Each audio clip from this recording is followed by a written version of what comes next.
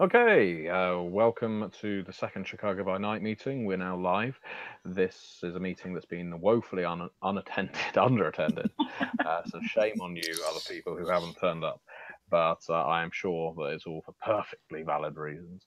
The reason that I wanted to get these meetings done in the short time frame that I have is because I'm actually away on holiday for about a week from mid next week. So there won't be another opportunity for a meeting until you're deeply involved in this book. So, and I see that we now Hello. have Ajiba Anderson. Wonderful. We've just started broadcasting. Okay. Oh, Thank goodness you managed it. finally. Finally, my The God. party can begin. It's ridiculous. Okay. All right. We're good now. We're good. My camera's not working either, so yes, anyone watching this on the team may notice that my camera's not working. Crystal is also here, and her camera is not working, and is only accessible via text chat at this point. And Rochelle has deactivated her camera, probably because the majority don't have cameras on. But good on Jiva and Misha for going all out with both video and audio. That shows commitment. So I just yes, hate cameras. being a I'll just pig. put that out there. I hate cameras. No, I just went through a whole thing, just a journey just to get here, and I was determined to see that journey out. I wasn't gonna abandon it. You know what I mean? So by hook or by crook, I was happy. So It's an attitude that does you credit, sir. The prime offenders in our writing group now, and this is just to address you at this point. For when you watch this, Alan, Mia, and Kira. Obviously, you're not here, and we will be relying on you communicating with us by text heavily in the Slack and by email so that we all know what we're each doing. Purpose okay. of this meeting is to get us all on the same page, as it were. It's not the end of the world that you haven't attended, but those of you who haven't, fine as long as you stay in contact with us by message. So, with all that said, and if you haven't seen the first meeting, the purpose of this meeting is firstly a sort of introduction to the team. It's also an introduction to the book and some of the, I guess, concepts that we're going to be juggling. Um, Introduction to the team, I've just kind of done it by either calling you out for not being here or thanking you for being on camera. So that's done. The introduction to the book. Some of you have worked on World of Darkness or Chronicles of Darkness properties before. Others have not. Some of you will know about Vampire the Masquerade. Some of you don't, at least not intimately, and that's absolutely fine. Vampire the Masquerade 5th edition is a brand new edition of Vampire. It takes it in new directions that Vampire hasn't explored before. And Chicago by Night is the first source book for this game that is not being produced by the parent company who own the game. So, to unpack that a little and to emphasize why exactly this is important, White Wolf Entertainment in Sweden own the World of Darkness and Vampire the Masquerade. Over the remainder of this year, they will be releasing the core book for Vampire, the Camarilla book, the Camarilla being the elitist society of upper crust vampires that exists in this game, and the Anarchs book, which is more the street level vampires. This is to provide the core rule set, the core setting, and you've then got, I guess, penthouse skyscraper play, and then grim and gritty gutter play in across 3 books. But that's all White Wolf are doing. White Wolf are not set up to be a publishing company. They're a transmedia company. They own the license. They're essentially creating the Bible for this game. And then they will be fishing that license out to video game companies, television networks, whoever wants to use it and can pay for it and has a good vision for it. That's where we come in because we are Onyx Path Publishing. Onyx Path Publishing produced the 20th anniversary of Vampire the Masquerade. We essentially leased the license from White Wolf, and prior to them, a company called CCP. We are not going to be the only company who will be producing source books for V5. It's likely, anyway. Well, we don't know for certain because those other companies aren't going to be talking about it. Likewise, we have not talked about this. We will be announcing this at Gen Con, which is the preeminent, I guess, gaming convention in the world in Indianapolis in August this year. We will be announcing that we're doing Chicago by Night. And this is a very big thing to announce because, one, this is going to add an air of legitimacy to Vampire 5th Edition. There's an awful lot of fans who resent the fact that White Wolf that is producing V5 is a brand new version of White Wolf, brand new crew. They haven't worked on previous editions of the game, so there's a fan perception that V5 is being released by usurpers who don't know what they're talking about. It's typical new edition itis. People get the same with movies, with comics. Anytime a new writer comes on board who isn't their favorite writer from years past, they have this reticence. Onyx Path almost entirely produced the 20th anniversary edition of Vampire, of Werewolf, and various other World of Darkness games. And by Onyx Path releasing Chicago by Night, we are basically saying this is an official edition. These people do know what they're doing, and they're entrusting us to release the first big source book for Vampire. So largely, the reason I'm explaining this to you, mostly it's a marketing thing, a saleability thing, but it explains our relationship, I guess, with the fans, with the company who are licensing the book to us. The important thing about the book's contents, from a saleability perspective, is, I guess, twofold. One is this is the first city book. It might be the only city book. And Chicago is ingrained in Vampire the Masquerade as kind of the core setting because it's a city of parallels. Anyone who knows Chicago, and I know we have some of the crew here are local to Chicago or residents of Chicago, and I have been to Chicago enough. Not enough to know it intimately, but it's a city I love. It's a city I find fascinating. But yes, it really does have those fantastic parallels that make it perfect for horror and drama and tragedy. We have the richest of the rich, and then you step outside of the loop, and things suddenly, in certain parts of the city, can become very grim indeed and swept under the rug. The politics there, it has been corrupt for decades. You just see mayors being thrown in prison, especially recently with Blagojevich, who may, of course, now be getting a pardon. Sir. That's governor, sir. That's statewide. Ah, yes. Yeah. Yeah, mayors retire, governors go to jail.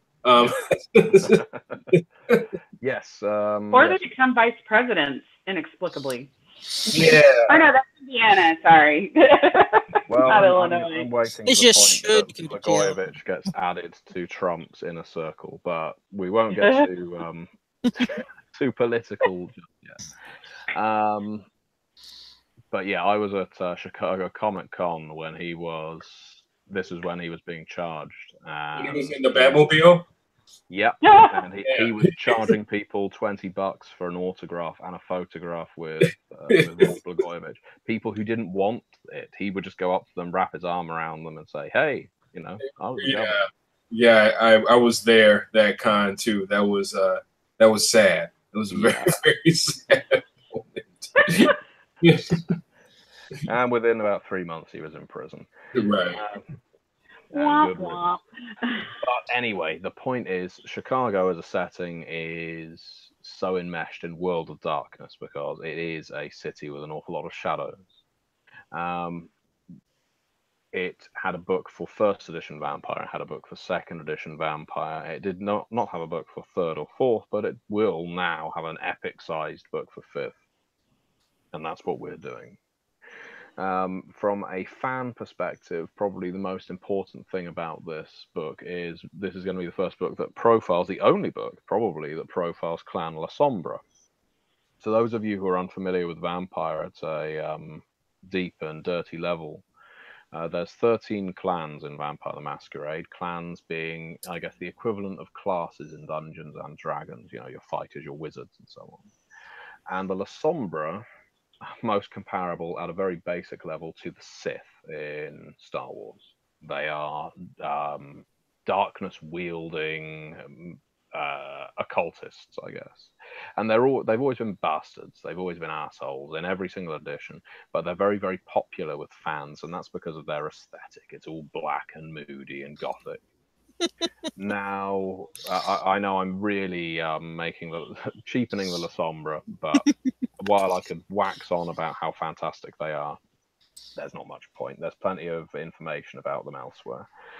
Now, V5 is only profiling in the core books that White Wolf released the 7 Camarilla clans, or Camarilla and Anarch clans, and thin-blooded vampires, which are basically really weak-blooded vampires who are sort of half human, half vampire, and Kaitif. And Kaitif are vampires that have no clan, either because their sire abandoned them, the vampire that embraced them abandoned them, or they have some mystical reason for being clanless. The La Sombra are one of the big 13 who have been in every previous edition but aren't in the core. And what that means is established fans are going to want to pick this book up purely for the fact that it has the La Sombra in, purely for the fact that it has the La Sombra's power set in, and that we are saying that the La Sombra are potentially, and this is where Misha will be coming in, joining the Camarilla. The La Sombra have always been opposed to the Camarilla. They've been more bloodthirsty, cannibalistic, murderous vampires than high society vampires. But due to various events that are going on in the background plot of Vampire the Masquerade, the La Sombra are turning their coat on their sect, the Sabbat, and coming over to the Camarilla, or trying to come over to the Camarilla. So there's a fair chunk of this book that's dedicated to who the La Sombra are, what their power is, and in the scenario that Misha, in the meeting, hello Misha, will be writing, that scenario is going to basically be open-ended. It will involve La Sombra diplomats coming to this Camarilla city to meet with a high-ranking Camarilla vampire of some kind, petitioning them to join. The Camarilla will demand of them various sacrifices that La Sombra will be willing to make in order to receive sanctuary in the Camarilla. But whether their petition to join is successful or not will be dependent on how the players act. Because one of the big problems with Vampire the Masquerade in years gone by is that it always had this fantastic, this rich plot that was going on in the background, but players never really got involved in it. They could only ever be observers. We need to make this scenario, no pressure, Misha, not at all. absolutely, make the players absolutely integral. So whether that means they come in as bodyguards to the La Sombra, or even something as simple as party organizers for this great meeting, are they the people who are responsible for delivering the vessels for the La Sombra delegates and Camarilla delegates to feed from? And if so, might they poison them? Might they plant bombs in the place? Might they do something to sabotage it, or do they want to shepherd it to fruition? That kind of thing. Because, as I say, there will be no point to any other company, to go back to my original thing about Onyx Path and White Wolf, there will be no point to any other company releasing a book that has a La Sombra in it as a, here's how you play them, here's their power, because we're doing that. So what that means is we don't have to say categorically that they join the Camarilla at the end of this book, because no one else is going to be writing something to contradict that, at least not for the next 4 or 5 years. So, excellent. We're going to give players choices. those are the two main beats. City being the heart of a game of Vampire the Masquerade. You need a city with lots of urban legends, lots of nooks and crannies. You need a city that feels alive, with some places that are real, some places that are slightly twisted out of reality. And so that you've got a place to set your game, but you also need something that's going to hook the old fans in, make them buy this, make them read it, and the La Sombra are that. That's the main objective here. And before I go on, does anyone have any questions? No, making sense so far. Yeah. Overall, the overall plot. I'm with it. I'm with you guys so far. Wonderful. Yep. Now, you may have noticed something, those of you here, and this isn't, I'll say outright, this isn't a quota thing. This isn't a liberal agenda thing. This book has a diverse crew of writers on it, and it will also have a diverse crew of artists on it. And there's a reason for that. Chicago is an incredibly diverse city. Simple as that. If I was writing a book about Stockholm in Sweden, it would probably be a far less diverse crew, because I think there's a great deal of value to having people who can speak to the subject matter with truth. I was actually noticing that too, looking at the list. I'm glad that you mentioned it, because I was just thinking to myself, with this being my first experience writing for an RPG, to be writing with such a diverse crew, it's a wonderful thing. I'm really happy for that. Well, I'm glad. I am glad you think so. Very glad you think so. It's not to win any points with the fans, and there will undoubtedly, I can tell you now, there will undoubtedly be fans who will call it out as some liberal agenda, left wing thing that we're trying to do. I'm Shocked. looking Shocked forward that to you that, say that. But from my time visiting Chicago, living in Chicago, and you know what, playing Vampire as well. And I know, at least Rochelle, I know you were involved in Vampire quite a while ago when you worked on the Lilith material. Many years ago, yes.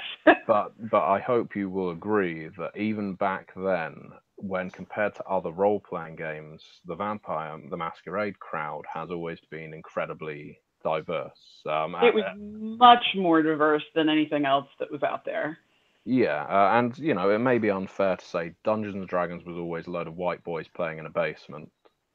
I used to play Dungeons and Dragons a little bit, so yeah, yes, yeah, yeah.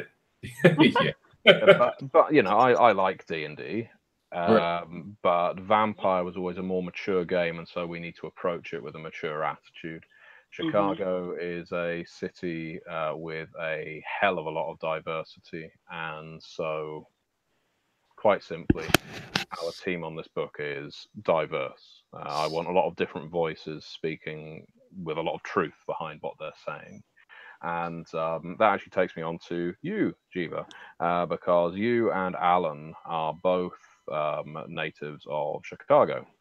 Yeah, we're also colleagues and friends, so that was really cool to see the name amongst the writers. So that's gonna be a lot of fun. That is actually a coincidence. I don't think I was referred to either of you by the other. So right.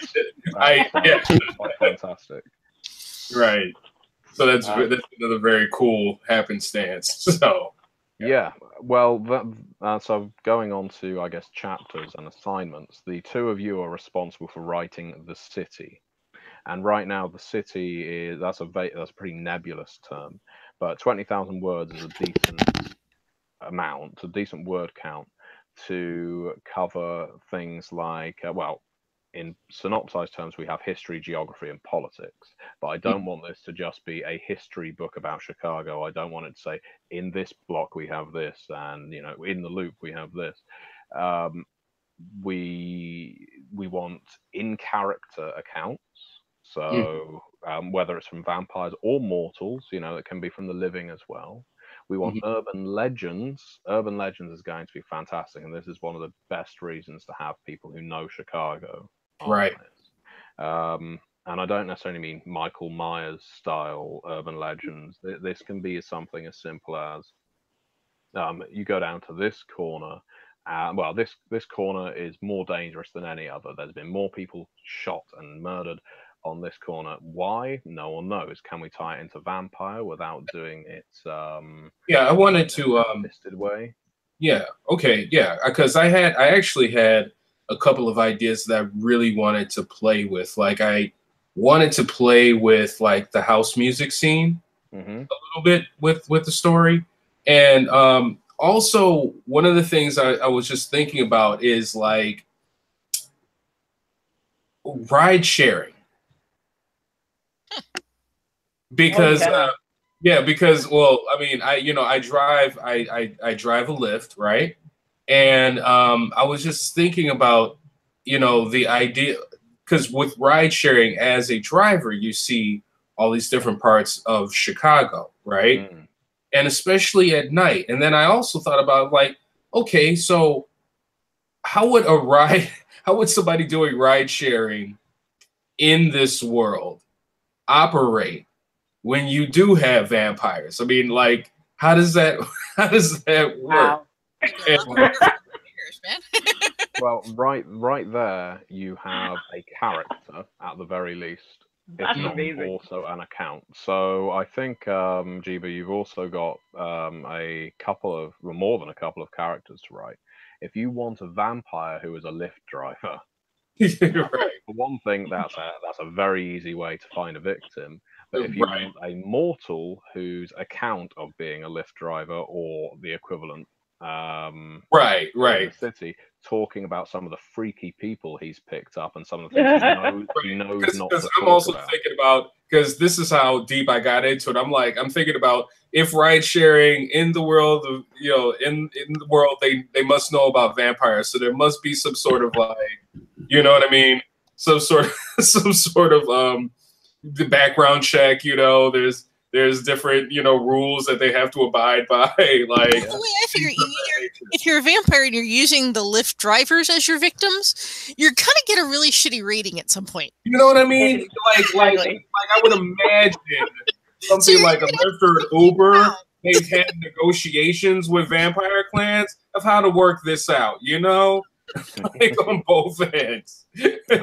The thing I, is, I just think that would be fun to explore. Yeah. it would. No, the thing is, we're discussing it as a concept that would work fantastically in this book because what we have to look at every single thing we put in this book as is it playable? Is it something that can be incorporated into someone's game? And I can immediately see how the someone in charge of transportation at any level is going to be crucial to the life of at least one vampire in the city. If you've had a look at any of the Chicago books that I've comped you, and it's all right if you haven't yet, the characters who were in those previous editions, almost all of them have some sector or industry or something like that that they have influence over. So you have the guy who's in charge, who secretly manipulates one of the newspapers. You have another one who is in charge of a gang from behind the scenes, things like that. So to be the vampire who is secretly influencing Uber in Chicago, that actually makes you an incredibly powerful vampire at such a simple level. Mm-hmm. Yeah. It wouldn't take much to pull the strings of a company like that, but as soon as you are, if you're once you're in there like a tick, you can help vampires for a sizable fee. You can also screw vampires over by setting them up with a member of the Second Right. Inquisition in the same cab as them or something like that. So where are we going to? Oh, well, we're just driving towards the dawn. Um, there's all kinds of fun things you could explore with that, but that's exactly the right thing to be thinking of. Okay. Cool. Cool. All right. How have any of you fellows read the novel World War Z? Not seen the movie necessarily, but read the novel. It's a Max Brooks novel. It's a thank you, Crystal. Crystal has. But okay, so what World War Z is it's a zombie apocalypse novel, but it's written after the fact. So it's divided, I think, into 5 smaller books within the book, which is before the event, the build up to it, the midway in the crisis, how people were surviving once zombies had taken over, and then the fight back. And then there's an epilogue with accounts of all the survivors. Now, the book isn't written like a novel. The book is written in the style of diary extracts, or not diary extracts, interviews. Your interviewer is going around speaking to different people who were affected at different times in different places by the zombie apocalypse. So how did this soldier in China handle it? How did this cab driver in Chicago handle it? And it goes through like that. So you have everything from a grassroots level through to interviewing the vice president of America. And you basically get to see the apocalypse through the eyes of all the people that experienced it. And what it makes for is an incredibly riveting read, because these people occasionally pop up again in the later books to say how they were coping with that phase of the zombie apocalypse. There's that book itself, I think, was based on a book, the name of which I forget, which is awful of me, because this was an account from soldiers in Vietnam, and it's soldiers and civilians who were all affected at different levels, and it interviews them about the beginning, the middle, the ending, and the aftermath.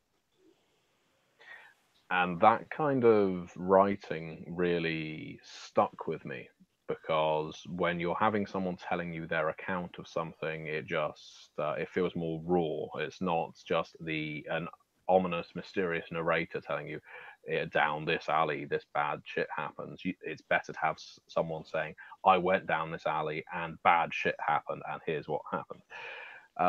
So if in the city chapter we can have some of that, some individual accounts, they don't all have to be written out like diary entries or interview transcripts.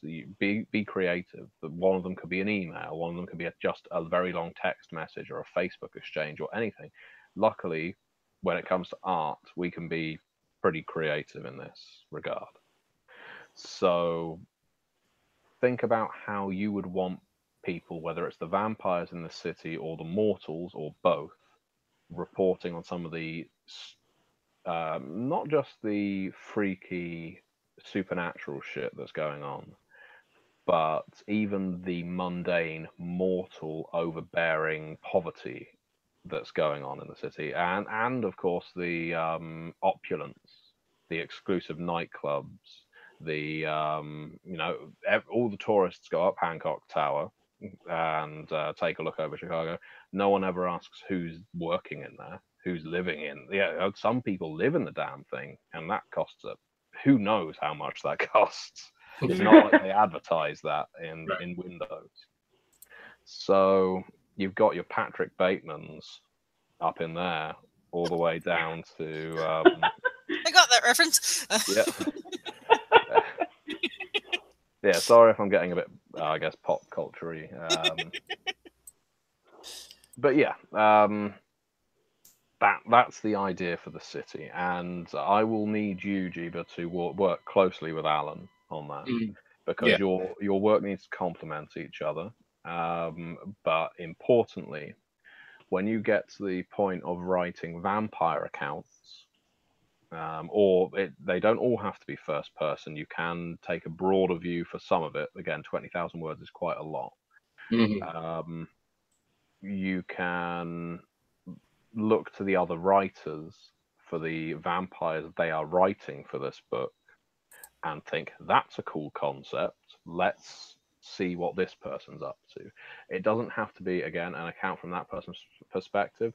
If let's say Rochelle comes up with a character who is a vampire who still has the rare few arcades that exist on the lakeside, but that's all they know. They were turned into a vampire in the early 80s when these places were popular, and that's still where they hang around to feed on humans. You can have an account from a mortal who has seen that vampire, and you can describe them in terms that connect to the way Rochelle has written that vampire, because there's something readers, role players, really like when they read these books, and it's something I mentioned in the previous meeting, and it's what I generally call Easter eggs.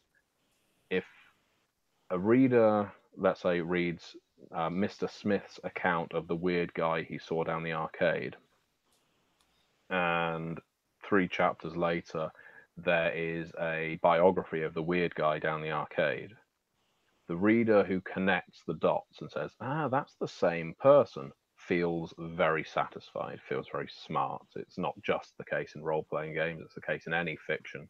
Well, that's why murder mysteries are so popular. If we can do that, create connectivity throughout the book, it makes for a much stronger product. The one thing I really don't want is for the individual vampires that are being named and profiled in this book to have no connection to each other, because they could be anyone from anywhere. They either need to be deeply connected to each other or deeply connected to Chicago. Okay. Or both. Mm-hmm. Gotcha. And yeah, obviously that applies to all of you. I think, Misha, you're the only person who isn't writing individual kindred for this book, because your word count is solely dedicated to the Chicago Chronicle. But you will need to speak to the other writers, or at the very least keep track of the spreadsheet where they're going to be posting their concepts and character names and clans and so on, so you can pull some of those out and put them in your chronicle. Yep. So let's see, what else do we have? Crystal, I know you can't answer me audibly, but you are the only writer on the world of Chicago, being the world of darkness in Chicago, which is local metaplot. So metaplot, from a Vampire the Masquerade perspective, is everything that's going on in the background in the world of darkness. So the Camarilla today or tonight, I should say, consists of this many clans, and this is the reason why, that kind of thing. Your job, Crystal, is firstly, you're going to want to look through the previous Chicago by Nights, which I know you've already been doing. You'll also want to look at the Chicago section of Beckett's Jihad Diary, which you've been sent. And you may also wish to look at the alpha playtest for Vampire 5th Edition, which is free. You can download it from DriveThruRPG if I've not already sent you a copy. Now, the reason I mention that is because you need to bridge the gap between what happened before in previous editions and what Chicago is looking like now, and how it got there. You're going to have to repeat some of the beats from the previous books, because we can't rely on the buyers of this book having read those previous ones. In fact, we should expect that they haven't. You just need to take the most important things, cut the things that are no longer relevant because those characters aren't in this book, for instance. But rather than focusing largely on history, you want most of your text to be focused on Chicago as it is tonight. So what are the meta plot beats going on here tonight? You know, which clans hate each other? Who has been fighting against each other? Where are the wars going on, and how are they being fought? Are they being fought in the boardroom? Are they being fought in the streets? Again, this is going to require a hell of a lot of contact with the other writers to know who the characters are in this city. I think of all the books I've worked on, this is probably going to be one of the most collaborative, because it won't work if people aren't speaking to each other. But does that make sense to you? And I'm just going to be watching the group chat now. Send me a sign. Yes, it does. Wonderful. Knock 3 times if you can hear my voice. No, it all makes sense. That's good. Obviously, at any point, any of you can... oh, God, the heavens opened up. And text came through, apparently. at any point during this development process, you can ask me questions, of course, but please ask each other questions as well. I know, for instance, well, and this isn't said to obviously shame anyone. Jeeba, your familiarity with Vampire the Masquerade is slim. Yeah, it is slim. I did have a book. I think I namely got it because Tim Bradstreet was doing some work in it. I do remember the television show from the late '90s, which was Kindred the Oh. Embrace. Yeah, That's let's my not. We Ouch. won't base this I book on that. actually bought the DVD. I love that show. Well, I don't know where that money's going now. Aaron Sorkin, I guess. I think. Who knows? That's like, where'd that money go? Right. But my current knowledge is slim, so I do have some crash reading to do. So. But by all means, ask us if you have any pertinent questions. And well, they don't even have to be pertinent. If you need to know anything in a broad sense, just ask. Okay. The most critical thing is in the name, I guess, the masquerade. Masquerade being that vampires hide from humanity. Humanity at large does not know about it. It's not True Blood. They're not on CNN. But there is, well, the broadest faction of humanity that knows about vampires are now known colloquially as the Second Inquisition. The First Inquisition being churchmen from the Middle Ages who burnt vampires out of their tombs. The Second Inquisition are NSA, CIA, FBI, all the alphabets, but subdivisions of those groups who know a little about kindred society and basically hunt them down either to interrogate them or to murder them. Gotcha. That's not to say, to go back to your previous example, your cab driver wouldn't know about them because once you've seen enough, you will believe it. The problem is getting other people to believe it is bloody hard. And you might say in this day and age of vlogging and 24-hour news, it would be very difficult to maintain a masquerade. But there's an awful lot of reality TV. There's an awful lot of pranks being put on YouTube. It's very easy for vampires to control the narrative if they want to. Mm-hmm. Yeah. I understand that. And thank you for letting me know that other faction, the Second Inquisition, to maybe play with. But I know, like, with my thoughts in entering the masquerade world, those things, like, aside from the ride sharing thing, which just actually popped up today, but it's like a great vehicle. Thank you for acknowledging that. I really did want to play with sort of, the nightlife. Because I was a big part of that, being a house head and things of that nature. I also wanted to play a little bit in the LGBT world, especially with drag. Mm-hmm. I wanted to play with that a little bit, because of the whole thing of, like, glamour and, of course, the masquerade and things of that nature. And just, you like really play in those worlds that society is just now beginning to hear about, but really don't know, that would be ideal. To give you a bit of background, and I see Crystal's very happy with this as well, of course. One of the things that Chicago by Night, the original Chicago by Night, introduced was a club called the Succubus Club.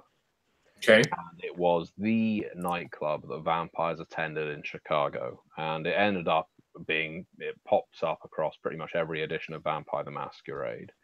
What it lacks is any kind of reference for the kind of music really being played. Back when Vampire was first released, it was always Sisters of Mercy, which you wouldn't really hear in a nightclub these nights. I think it'd be hard to hear in a nightclub in the early 90s, but you'd have to go to the right club. Or the wrong one. Right. I would very much like for you to explore the cultural scene in Chicago, because I know that there's lovely little corners of jazz and blues and going to the more modern. music, yes, you've got house and drum and bass, and if mortals congregate there, vampires will congregate there. Definitely. And vampires are just as prone to vendettas over their favorite band or favorite DJ, and obsessions over their favorite DJ as well. Because you will have a vampire. Let's say there is a DJ. We won't give him a name right now, but let's say there's a DJ, and he's putting out the best music in the clubs, has been doing for the last 3 months. Whole section of Clan Toreador, they're the artists, they're the clan of vampires that loves art, have become obsessed with this DJ. And then all of a sudden, a Malkavian, the lunatic clan, to put them in a rather stereotypical role, swoops in and embraces this DJ, turns him into a vampire. He loses his mojo, loses his jive, no longer has any sense of rhythm anymore. He is, the insanity that he's afflicted with is almost like a form of tinnitus. It will just keep playing, thrumming in his head. He is detached from the music now. Just something as simple as that. It could be even a Malkavian feeds from him and kills him, or he gets turned into a ghoul, like a sort of Igor person. Point being that vampires war with each other via mortals. They push the humans around like chess pieces, and the humans don't know that it's happening. So if you can incorporate the cultural scene into your chapter, I would be very, very happy. And on the subject, also on the subject of drag, that's LGBTQ and all the rest. That would be excellent too. I wrote a character a couple of years back who is a member of Clan Bruja and is an ultra glam drag queen, Madame Polari, I think her name was. But the fact that we have an entire subculture within the gay scene where there's where you're wearing costumes, you are putting on a mask to entertain, and sometimes rather belittlingly, I guess, you are entertaining a culture that is not your own. A lot of the people that will go to clubs to watch a drag act will be a bunch of straight guys from the office who are just slamming back shots because they've scored a massive investment, and they're not going there because they appreciate it. They're going there because this is a laugh. Now, what happens if that performer is a vampire? What happens if someone backing that performer is a vampire and feels very protective over their favored mortal? I think there's an awful lot to be said for vampires finding sympathy for mortal cultures that also have to hide their true identities, their true personalities, because vampires have to do the same thing. It makes perfect sense. Back in the early 90s when Vampire first came out, this was goth. That was counterculture. These days, it is going to be potentially not just your radical left wings, but your radical right wings as well. It will be, people with hidden either bigotries, fetishes, kinks, sexualities, anything. And you're right, we're only now exploring it. So it's very appropriate to get it into a book that's hopefully coming out in the next year. Yeah, you have my full support in doing that, and I think you will please an awful lot of fans as well if you can diversify the vampires. I don't just want them to be a mixture of black, white, and Latino, and that's all we do. We need to be looking at sexuality, gender, religion, all kinds of things. I mean, there's just so much. Yeah, there's just so much to play with the vampire genre that like some people may have think that there's nothing more to say with the vampire legend, but I was just thinking about those things, and it just kind of makes sense to use the vampire works, you know, as a metaphor for some of those, you know, cultures and concepts that, you know, that I was just throwing out there. So I'm glad that you guys like really support, you know, my what's going on in my noodle. I really appreciate that. That's the thing. You know, you go back to the original vampire myth. An awful lot of people will say that Dracula or Carmilla is a spin on alternate sexuality, forbidden desires, and the like. We need to modernize that. And it's interesting that, you know, despite True Blood, I guess, being the most adult vampire series in recent years, there's plenty of others, but True Blood is probably up there for its handling of mature subject matter. It never really gets into counterculture. Right. And maybe that's a symptom of where it's based. I am not sure. You know, I don't want to completely throw. Where is it? It's Baton Rouge, I think it's based in. Louisiana, South in general. Yeah. And I think that's just because I've read some of Charlene Harris's other stuff, and she's very much steeped in, okay, I am a Southern woman. This is what I know. I will write what I know. Yeah, and Southern Gothic doesn't generally play into sexuality a huge amount. Maybe. Right. But yeah, this book is Chicago, Right. and Chicago's a little more urban. Exactly. Yeah. The spectrum in Chicago is a little broader than down in Baton Rouge. Feel very sorry now for the people in Baton Rouge who who aren't being represented. They can move to Chicago. They can. To be honest, it might benefit them to do so. I like New Orleans, but everyone likes New Orleans. Well, everyone likes the middle of New Orleans. Right. Yeah, go outside the French Quarter, and all of a sudden New Orleans isn't that much fun anymore. No. It's getting better. It is. It is. I just hope to God it doesn't get washed away again in my lifetime. But who can say?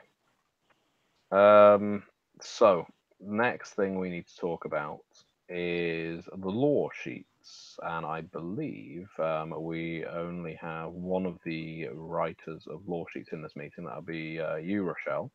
Yes. Now, this is something everyone can weigh in on, and I encourage you to do so. Because even if you're not writing it, ideas for lore sheets are valuable. What are lore sheets? Okay, so to go back to Metaplot, and the reason this keeps coming up, Vampire the Masquerade's strength and its biggest weakness is Metaplot. Its strength is it has such a rich background of fantastic characters, world-shaking events, and all that people love reading about it, possibly more than they love playing it. But this is where it comes into the weakness side of things. The background is so convoluted. There are so many characters. There's been so many events since this game was first released in the early 90s that no one knows all of them unless they're me. And that is a problem, because it means you could make a reference to something and you think this is really smart because this came up in a book in 1993. But if no one gets that, you've wasted a paragraph of text on something no one can use. Lore sheets are something your character in a role-playing game will be able to buy, like backgrounds. So in Vampire the Masquerade, your backgrounds are things like your resources, your contacts, your herd, your favored herd, your haven, where you sleep at night. Those are your backgrounds. You can also buy lore sheets. Lore sheets are basically chunks of metaplot. So I've put a few sample ones in the outline for this book. There are even more in the V5 book that I've sent to you. And what they do is hook your character up with a character from the metaplot, or a place from the metaplot, or a historic event from the metaplot. So, for example, the Succubus Club as we've already mentioned it, big nightclub in Chicago, although it's known to travel. It's a lore sheets are 5-dot powers. So the more dots you have, the more expensive the power is, the more expensive the lore sheet is.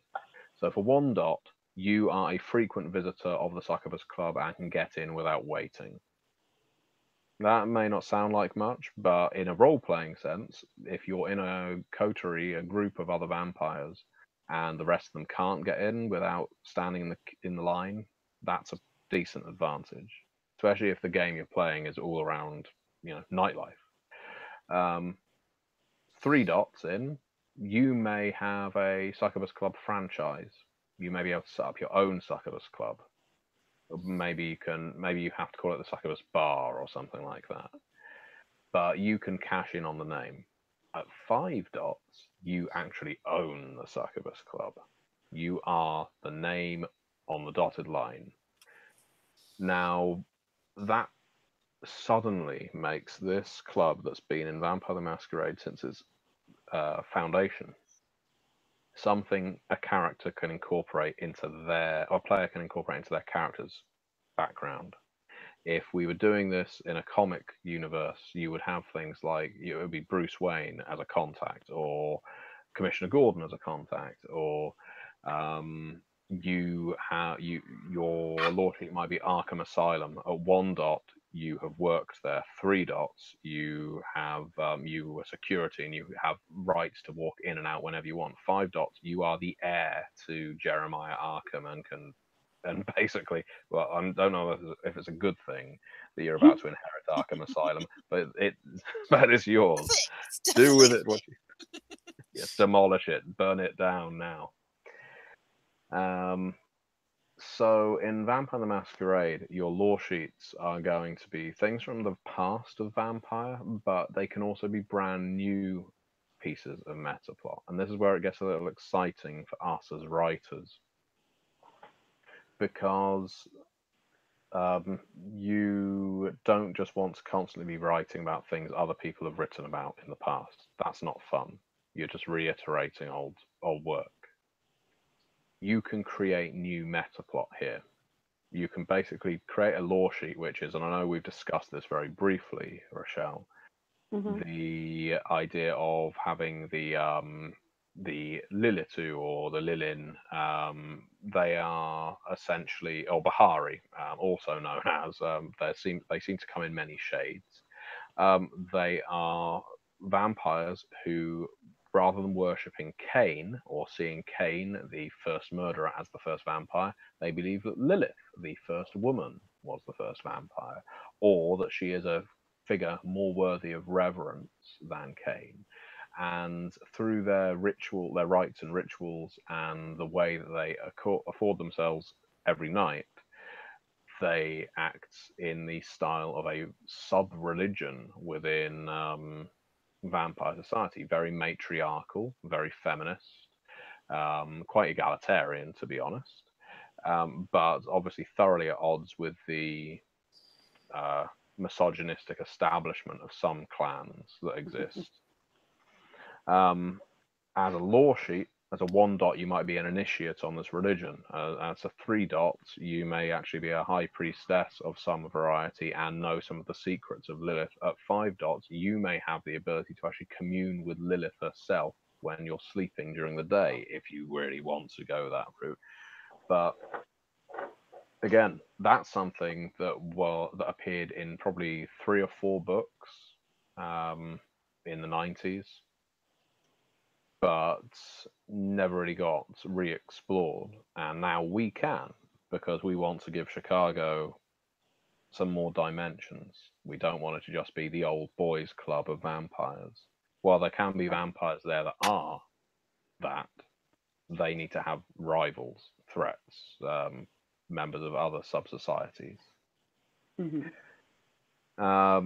But yeah, as far as new meta plot goes, that is again going to require talking to the other writers, because we need to find out what the other vampires are up to. We need to find out what writers like Jiva are actually adding to Chicago as something vampires do in this city that they don't do elsewhere.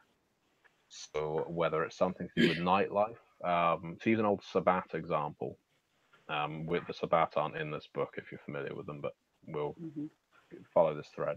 The Sabbat would have rituals like they would decapitate a college footballer and play football on the sort of high school football field with his head, because the Sabbat are all bloodthirsty maniac vampires.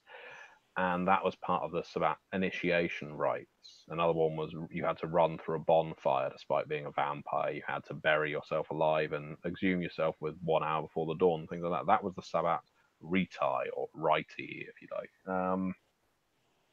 Now, that was exclusive to, I think, Mexico City, maybe. Might have been a different Sabbat city. But we can do similar things with Chicago. If there is something, a practice, a habit that is uniquely Chicagoan, or we can expand it to be, I guess, the Illinois and Wisconsin area, that would make for a fantastic lore sheet that grounds a character in this region. Does that make sense? Mm-hmm. Mm-hmm.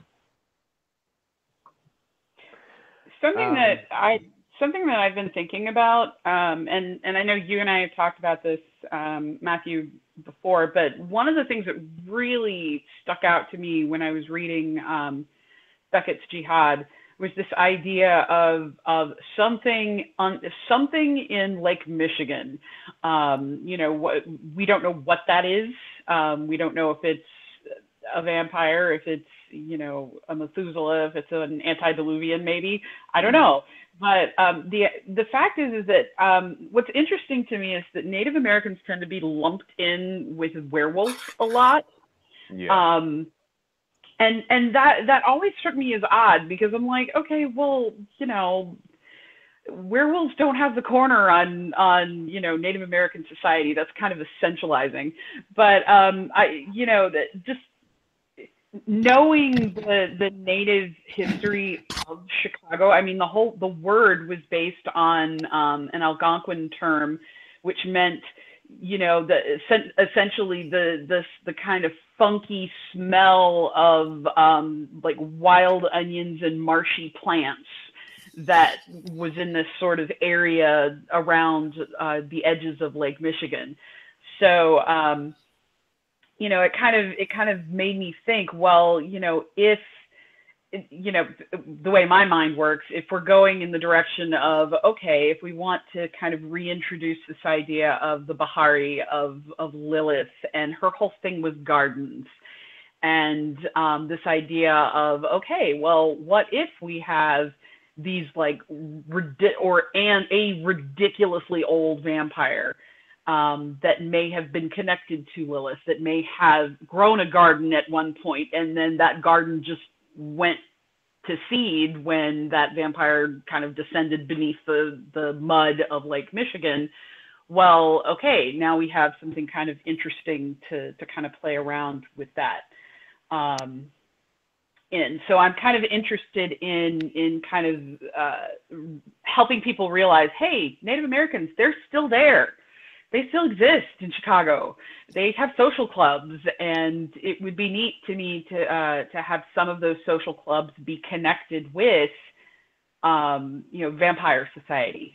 We know that Meneley had Native American, ghouls, but well, what if we actually have some Native American vampires? And you and I have talked about this idea of maybe a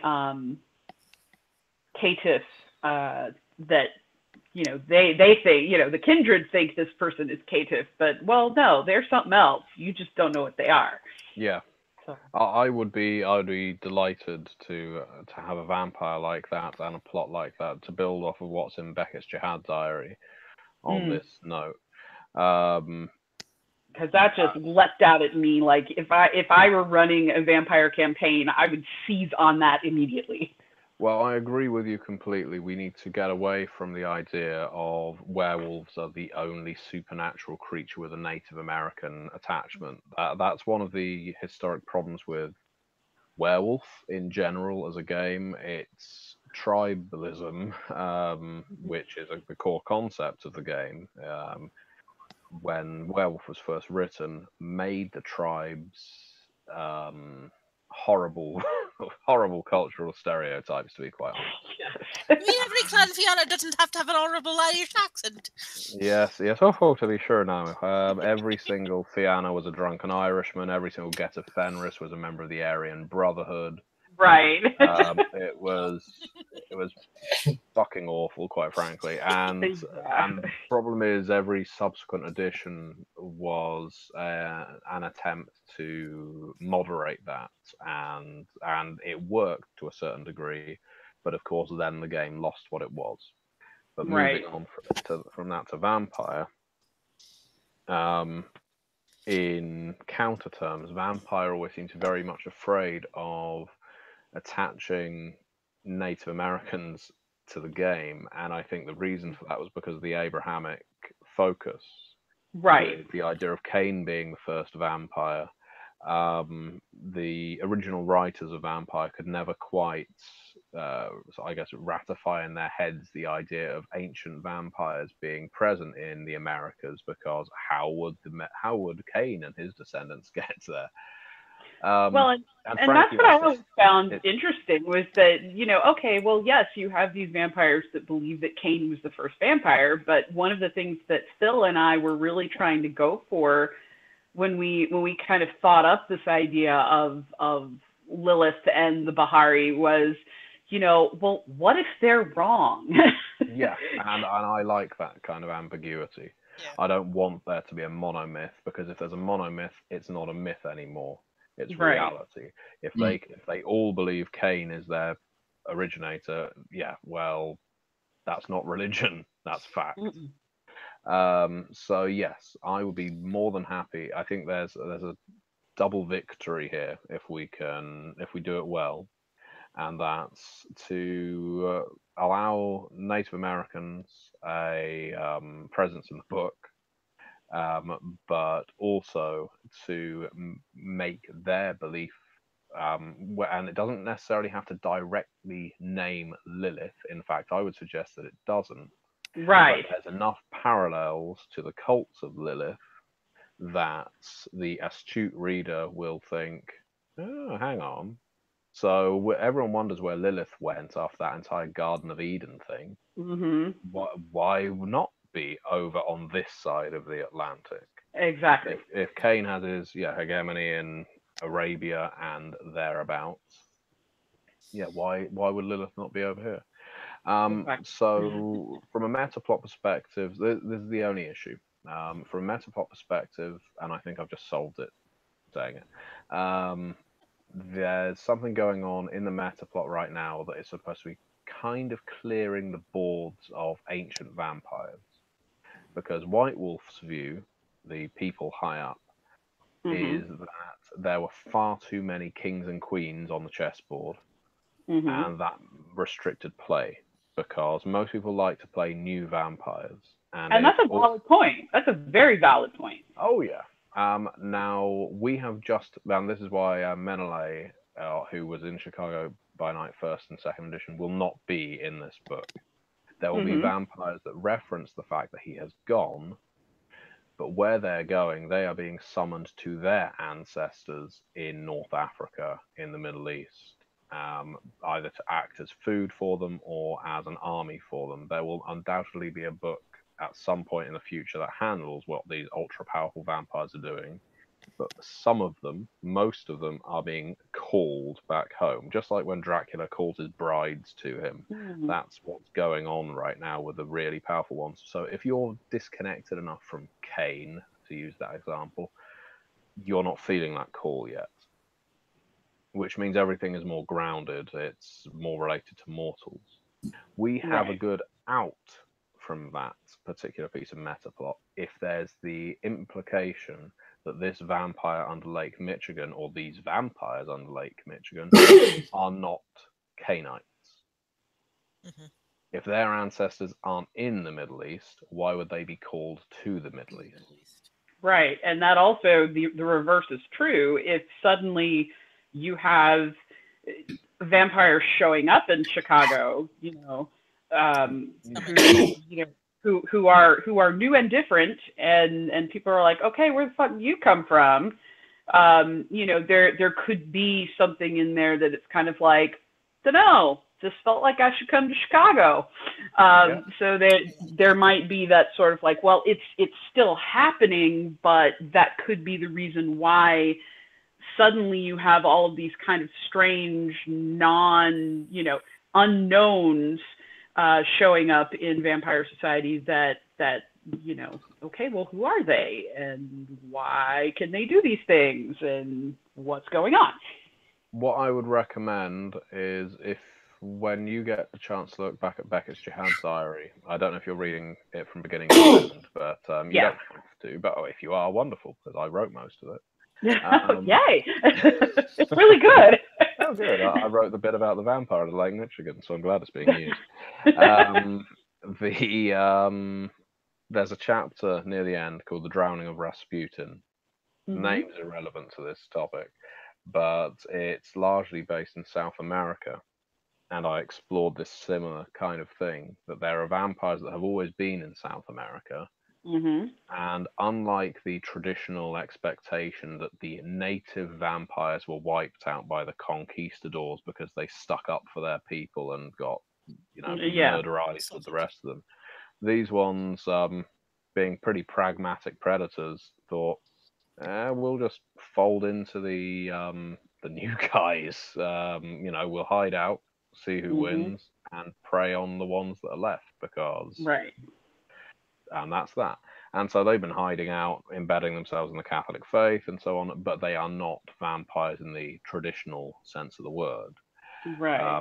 Those were written, so I wrote them in conjunction with I used to work with a Mexican, Colombian, and a Brazilian. I don't know what all of them do, and I'm not sure for their careers now, and I'm not sure all of it's legal. But the good thing is that they knew a hell of a lot about South American mythology. Oh, awesome. So that's all been treated with reverence and reference to actual mythology. It's not just white man coming to South America and saying, I'm going to take this myth and turn him into a vampire. Right. We need to do a similar thing here. Yeah. We need to be very careful if we're going to name any Native American tribes or families. But also, we can't whitewash in the sense that we're trying to make them all out to be good guys. Right. And this is something that you mentioned to me about Menelay. His war with Helena is responsible for the obliteration of the mayor and the Inca, and that's all shite. We're not doing that. Okay, good. But it's me off. Yeah, it's crap. That's first edition, nonsense. But one of the problems with the character of Menelay, and one of the reasons I've removed him and not Helena, is he's got 10 humanity. And those of you unfamiliar, if you've got 10 dots in humanity, you are basically a saint in vampire form. Right. And he has the Native Americans as his servants because they are good. Helena has the not Native Americans because they are bad. Now we can zoom out and say, well, we can quite happily say that the people that arrived in America and fucked the world up weren't very nice, but we can't categorically say that every Native American in the Chicago area is a nice person. Exactly. So but my point, what I'm getting at is, there's always something very interesting about having, I guess, and you'll have to excuse the language, but I'm trying to think of the simplest way to put it, of putting a traitor or traitors to their own kind in a book. Mm-hmm. So whether it's Native Americans who have sold out, and probably for perfectly legitimate reasons. If you're going to put any, because I know you're writing some vampires as well. Right. So who are aware of what's under the lake and are selling the information to someone, or if you've got mortals who, this vampire's waking up hoping to see an eager congregation, I guess, of loyal servants, and by the time he or she arrives, that's not what this vampire's going to find anymore. No. The Algonquin or whoever you decide to attach, if you decide to even name them, is not going to be the tribe that this vampire left. Right. So there needs to be a sense of betrayal. We need to really hone in there on, I guess, familial tragedy, loss of culture and self, which obviously very, very much exists among Native Americans today.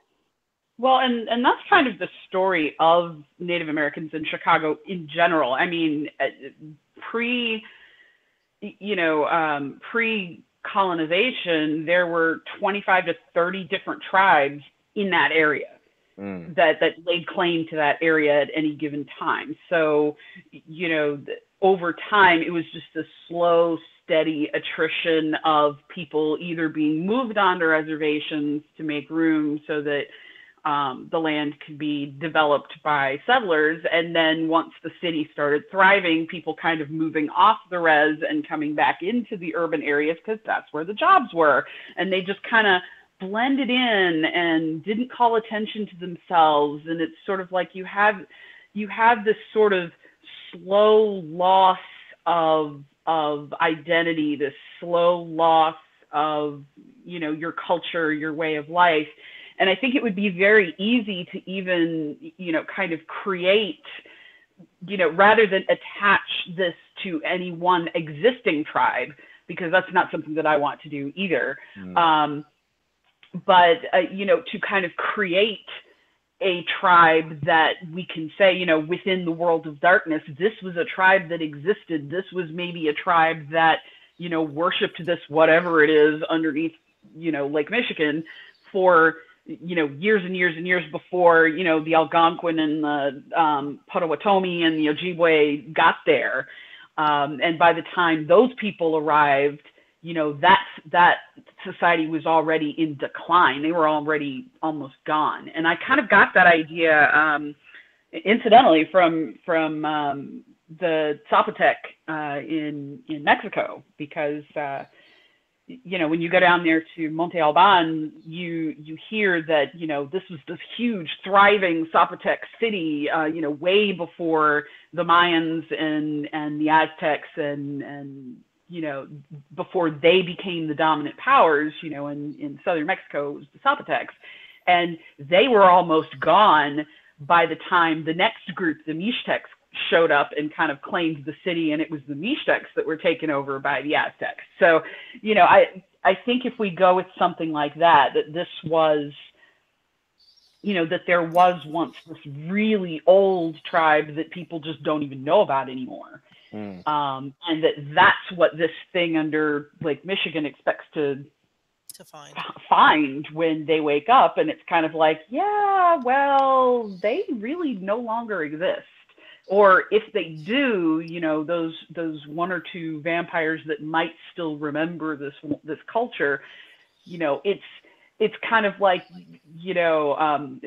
going to Star Wars for a second, it's kind of like Rey, thinking, really? Jedi existed? That's amazing. That kind of distance from those events, I think will give us that kind of cushion room, and allow us to kind of create that mythology without stepping on toes and offending people. No, I think that's a wise move. Speaking pragmatically, we do need to be protected there. I don't know how familiar any of you are with Monty Cook games, but they released a role-playing game called The Strange, and The Strange has various, I guess, capsules of dimensions that you can visit and perform adventures and then go back to your real world. And they wrote one called the Thunder Plains, and the Thunder Plains were a Native American analogy, I guess would be the best way to put it. And rightly or wrongly, that they never went out and said this is based specifically on a real world tribe. But rightly or wrongly, they were raked over the coals for it, and quite decently of them. They held up their hands. They said, "We mishandled this entire thing. We're consulting with experts now. We didn't in the past. When we wrote this before, we wrote this very much as a stereotype, and that was our mistake." They tried to rewrite it, and my understanding is, in the end, they just excised it to avoid the negative publicity. Now, we obviously want to avoid any situations like that. And because we're handling subjects of such diversity, not just the Native American side, there's a strong possibility people will look at this book because it will be high profile and will say, where do you come from to speak with a subject like this on such authority? Right. So we just need to be careful when handling this. I'm more than happy for us to do it, but I will obviously, again, no pressure, but I'll be relying on you, of course, to be suitably, what would the word be? Respectful, I guess, is ultimately what we're looking for. Well, being somebody who is from Native ancestry, it's kind of important to me too that we get it right. So absolutely.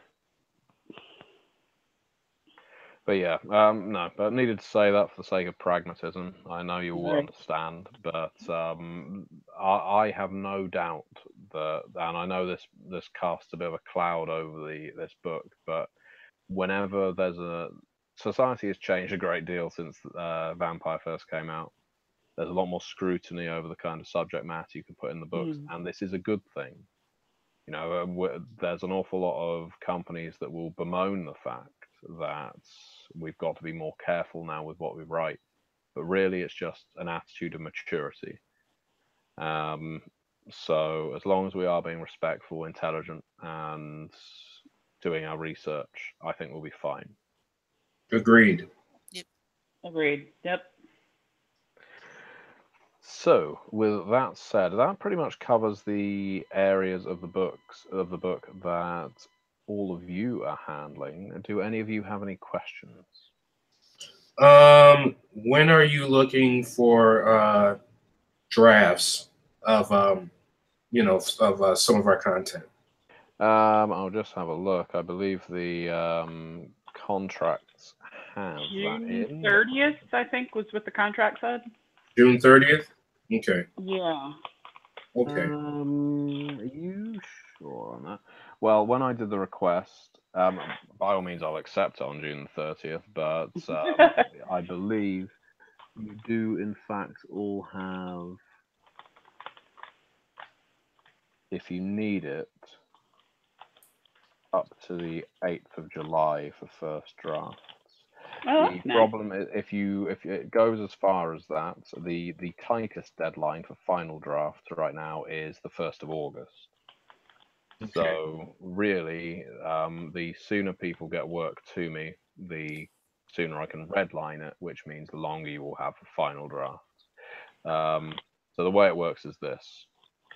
If you haven't done this for Onyx Path recently or at all, you submit your first draft to me once you're happy with it. Obviously, always proof your work. Try reading it aloud. That will call out any big issues. I know that sounds like a very simple thing, but honestly, so many writers would save themselves time if they just read aloud what they'd written. Once you get that work to me, I will go take it through a process called redlining. Redlining is where I review it. It's redlining because it's track changes. I will edit it lightly, but mainly my purpose at that point is to provide you with direction. It may be that your work is absolutely fine and just needs a bit of polishing or shaving, but it could be, this is very rare, it could be that you've written something that doesn't, again, jive with what the other writers have contributed. If that's the case, I'll call it out, I'll offer you direction, I'll say how it can be fixed. It's very rare for me to say delete this entirely and rewrite it from scratch. I've never had to do that. I'll give that back to you, and then you have until the final draft deadline to get your drafts in order. You send them to me. It enters a phase called development, at which point I have all the drafts and I have to make it into a book that makes sense. We'll then do editing and art at that point. Okay. So, yeah, the latest really for me is for first drafts is 8th of July, because that gives me enough time to redline it, get it back to you, so you've got until the 1st of August to get me the finals. If it comes to it and people need extensions, it's not going to cut into your pay. We have it in your contracts that it can, but I've never leveled that against anyone, and I don't mind saying that now. If you need an extension for any reason, just let me know what the reason is if you can, and I'm sure we can work it out. Because there's so many writers on this, if everyone submits their work at the same time and I had to redline it all before sending it back, you'd all be waiting for ages. So I'm expecting work to be staggered. I'm expecting something to be late. In other words, try and keep to that date. If you can't, just tell me with as much notice as possible and we'll work it out. Okay. Okay. All right. Cool. Cool. Any other questions?